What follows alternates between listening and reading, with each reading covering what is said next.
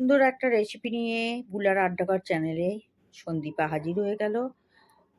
একদম ওয়েলকাম জানাচ্ছি আমার পুরনো বন্ধুদের এবং যারা এখনও চ্যানেলটা সাবস্ক্রাইব করনি নতুন বন্ধুদেরও স্বাগতম। অবশ্যই চ্যানেলটা সাবস্ক্রাইব করে পাশে থেকেও পাশের বেল আইকনটা অন করতে ভুলো না।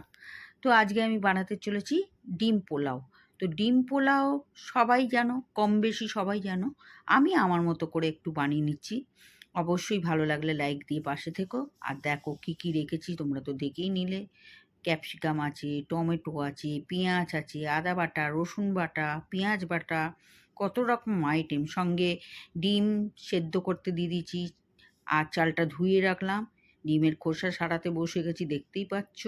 আর গোলমরিচ আস্ত লাগবে, গরম মশলা আস্ত লাগবে, আর দুটো তেজপাতা, তারপর লঙ্কা লাগবে। লঙ্কা বলতে শুকনো লঙ্কা। তেলে ডিমটা ভেজে নিচ্ছি, সাদা তেলে অবশ্যই ভাজছি, কারণ আমি এটাকে সাদা তেল দিয়েই করব, হলুদ ছাড়া করব।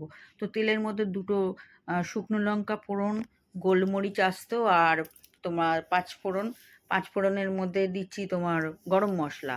আর পেঁয়াজটা ছিল কুচনো পেঁয়াজ, সেটা আমি ভালোভাবে ভেজে নিচ্ছি, তোমরা দেখতেই পাচ্ছ। খুব সহজ পদ্ধতিতে করছি। তোমরা ঘরোয়া রান্না সবাই পারবে কম বেশি, আর বেশি আইটেমও লাগে না। আর দেখ ক্যাপসিকামটা ভেজে নিয়ে সঙ্গে আবার শুকনো কাঁচা লঙ্কা দিয়ে দিলাম, আর টমেটোগুলো একটু দিয়ে দিলাম। টমেটোগুলো লম্বা লম্বা করে কেটেছি, দেখতে পাচ্ছ, কালারটা ভালো হওয়ার জন্য। যাই হোক, আলুটাও দিয়ে দিলাম।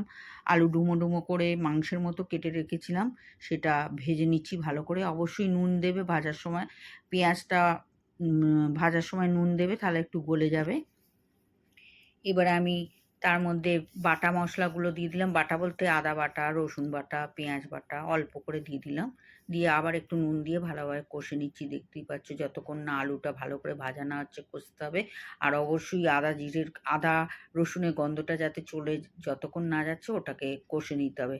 আর একটু দিয়ে দিলাম তোমার, আমি মাঝে মাঝে ভুলে যাই, দেখেছো ওটা কি দিলাম, ও ব্ল্যাক পেপার, যেটা বলে গোলমরিচ। এবার চালগুলোকে ভিজিয়ে রেখেছিলাম 1 ঘন্টা ধরে। আমি এটা বাসমতি চালে করছি, তোমরা চাইলে গোবিন্দভোগ চালেও করতে পারো।